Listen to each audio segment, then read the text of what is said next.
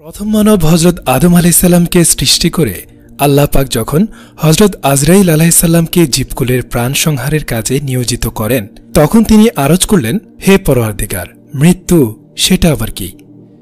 আল্লাহ পাক তখন মৃত্যুকে শত আবরণ থেকে উন্মুক্ত হতে এবং ফেরেশতা কুলকে মৃত্যুর দিকে তাকাতে বললেন।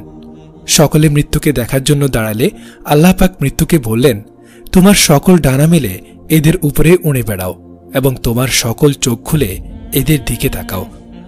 আল্লাহর নির্দেশ অনুযায়ী মৃত্যু যখন তার সকল ডানা মেলে ও চোখ খুলে তাদের উপর দিয়ে উঠতে শুরু করল, তখন ফেরেশতাগণ সেই ভয়ানক আকৃতি দেখে অচেতন হয়ে পড়লেন। সহস্র বছর পর চেতনা লাভ করে তারা আরজ করলেন, হে পরওয়ারদিগার, আপনি এর চেয়েও ভয়ানক কিছু সৃষ্টি করেছেন কি?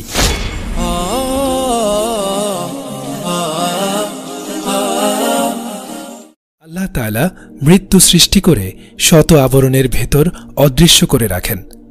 নভমণ্ডল ও ভূমণ্ডল অপেক্ষা বিশালাকার করে তার আকৃতি গঠন করেন, যা ৭০টি জিনজির দিয়ে আবদ্ধ করে রাখেন। প্রতিটি শৃঙ্খল প্রায় সহস্র বছরের রাস্তার সমপরিমাণ দীর্ঘ। ফেরেশতাগণ পাশ দিয়ে বিভিন্ন সময়ে চলাচল করলেও তার অস্তিত্ব সম্বন্ধে অজ্ঞাত ছিল, তবে তারা চতুর্দিক থেকে তার বিকট ও বিভীষিকাময় চিৎকার শুনতে পেতেন। মৃত্যু নিয়ে আল্লাহ তাআলা বলেন, এটা আমারই সৃষ্টি, স্বয়ং আমি এর চেয়েও সুমহান গৌরবান্বিত। প্রতিটি প্রাণীকেই মৃত্যুর স্বাদ গ্রহণ করতে হবে। অনন্তর আল্লাহ পাক হজরত আজরাইল আলাইহিসসালামকে বললেন, প্রাণীকুলের প্রাণ সংহার করার জন্য তোমাকে নিয়োজিত করলাম। হজরত আজরাইল আলাইহিসসালাম আরজ করলেন, হে প্রভু, এ তো আমার পক্ষে অসম্ভব ব্যাপার, কারণ মৃত্যু আমার চেয়েও অধিক শক্তিশালী। তখন আল্লাহ তাআলা তাকে অধিক শক্তিশালী করে মৃত্যুকে তার নিয়ন্ত্রণাধীন করে দেন। অতঃপর মৃত্যু নিবেদন করল যে, হে আল্লাহ, একবার আমাকে উচ্চস্বরে কিছু বলার অনুমতি দিন।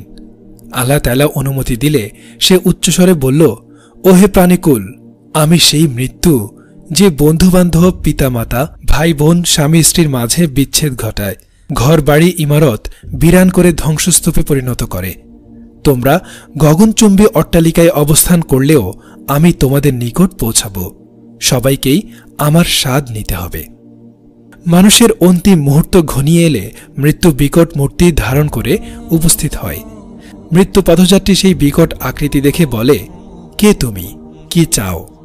প্রত্যুত্তরে মৃত্যু বলে, আমি মৃত্যু, আমি তোমাকে দুনিয়া থেকে বিদায় করব, তোমার সন্তানদেরকে অনাথ ইয়াতিম করব, তোমার স্ত্রীকে বিধবা করব, যারা তোমাকে এবং তুমি যাদেরকে পছন্দ করনি সে সকল উত্তরাধিকারদের মধ্যে তোমার ধন দৌলত বন্টন করব।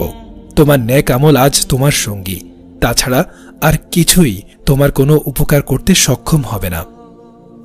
এ কথা শুনে সে ব্যক্তি অন্যদিকে মুখ ফিরিয়ে নেবে, কিন্তু সেদিকেও মৃত্যুকেই দেখতে পাবে। তা দেখে মৃত্যু বলবে, ওহে, তুমি কি ভুলে গেছ? আমি মৃত্যু, যে তোমার সামনে থেকে তোমার পিতামাতাকে কেড়ে নিয়েছি, তুমি তাদেরকে কোনোভাবেই ধরে রাখতে পারোনি। পুনরায় আজ আমি তোমার রূহ তোমার সন্তানদের সামনে থেকে ছিনিয়ে নেব, তারাও তোমাকে কোনোভাবেই ধরে রাখতে পারবে না। অত্যন্ত শক্তিশালী জাতিও আমার হাতে ধ্বংসপ্রাপ্ত হয়েছে। আল্লাহ সুবহানাহু তাআলা মালাকুল আরহাম নামক এক শ্রেণীর ফেরেশতা সৃষ্টি করে রেখেছেন। এরা শিশু মাতৃগর্ভে থাকাকালীন তার মৃত্যুস্থানের মাটি তার রক্ত মাংসের সাথে মিশিয়ে দেন।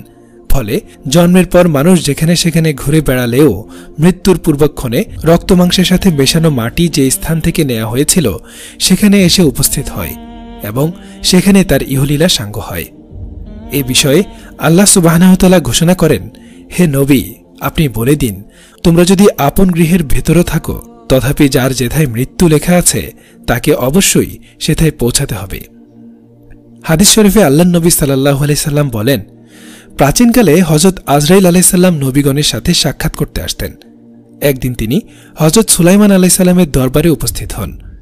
সেখানে গিয়ে সুশ্রী এক যুবকের প্রতি তিনি তীক্ষ্ণ দৃষ্টি নিক্ষেপ করলেন। ফলে যুবকটি ভীষণ ভয় পেয়ে গেল। কিছুক্ষণের মধ্যেই হযরত আজরাইল আলাইহিস সালাম চলে গেল। হযরত আজরাইল আলাইহিস সালাম প্রস্থানের পর উক্ত যুবক সুলাইমান আলাইহিস সালামের কাছে আরজ করল, হে আল্লাহর রাসূল, আমার নিবেদন, আপনার হুকুমে এই বাতাস যেন আমাকে এই মুহূর্তে চীন দেশে পৌঁছে দেয়। আমি কিছুক্ষণ আগে এই লোকটিকে দেখে ভীষণ ভয় পেয়েছি। হযরত সুলাইমান আলাইহিস সালামের নির্দেশে বাতাস যুবকটিকে মুহূর্তের মধ্যে চীন দেশে পৌঁছে দিল। পুনরায় হজরত আজরাইল আলাইহিসসালাম দরবারে উপস্থিত হলে হজরত সুলাইমান আলাইহিসসালাম যুবকের দিকে তীক্ষ্ণ দৃষ্টিতে তাকানোর কারণ জানতে চাইলে তিনি বললেন, আমি সেদিনই চীন দেশে উক্ত যুবকের জান কবজ করার জন্য প্রস্তুত হচ্ছিলাম, অথচ তাকে আপনার দরবারে উপস্থিত দেখে আশ্চর্যান্বিত হই, কাজেই আমি তার দেখে তৃষ্ট দৃষ্টিবান নিক্ষেপ করি। সে ভয় পেয়ে তাকে চীন দেশে পৌঁছে দেওয়ার জন্য আপনাকে অনুরোধ জানায়, আর আমি ওই দিনই সেখানেই তার প্রাণ সংহার করি।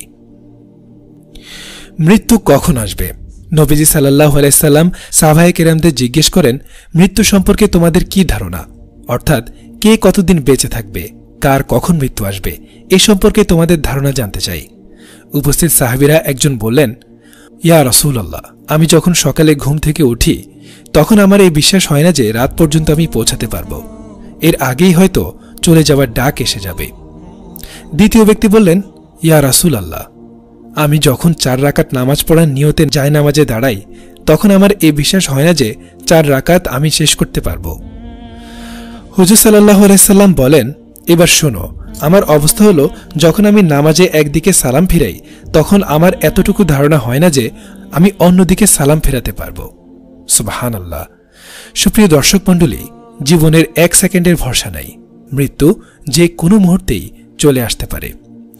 এই বিষয়ে কবি বলেন, কার যে কখন মৃত্যু হবে তা তো কারো জানা নেই, পাথেও লাগে 100 বছরের, রাস্তার খবর কারো নেই।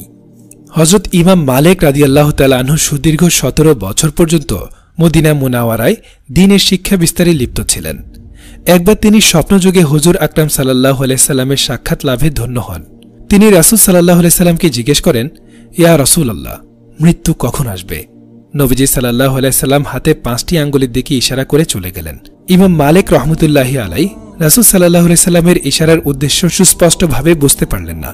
তিনি 5 আঙ্গুলের ইশারায় কি 5 দিন বোঝালেন, নাকি 5 মাস, নাকি 5 বছর, না অন্য কিছু, এর কোনোটাই বুঝতে সক্ষম হলেন না। তবে প্রসিদ্ধ তাবেঈ ও যুগের শ্রেষ্ঠ তাবিরবিদ হযরত ইবনে সিরান রাহমাতুল্লাহি আলাইহি তিনি এই স্বপ্নের বিবরণ শোনা মাত্রই বুঝতে পারলেন এবং সূরা লুকমানের আয়াতের প্রতি লক্ষ্য করতে বললেন, যেখানে আল্লাহ তাআলা বলেন, আল্লাহ তাআলাই 5টি বস্তুর জ্ঞান রাখেন, যথাক্রমে কিয়ামত কখন সংঘটিত হবে, বৃষ্টি কখন হবে, মায়ের গর্ভে কি ধরনের সন্তান রয়েছে, মানুষ আগামীকাল কি করবে এবং কোথায় তার মৃত্যু হবে। রাসূল সাল্লাল্লাহু আলাইহি সাল্লামের 5 আঙ্গুলের দ্বারা ইশারা করার উদ্দেশ্য এটাই ছিল যে মৃত্যু কখন আসবে এই প্রশ্নের জবাব একমাত্র আল্লাহ তাআলা জানেন।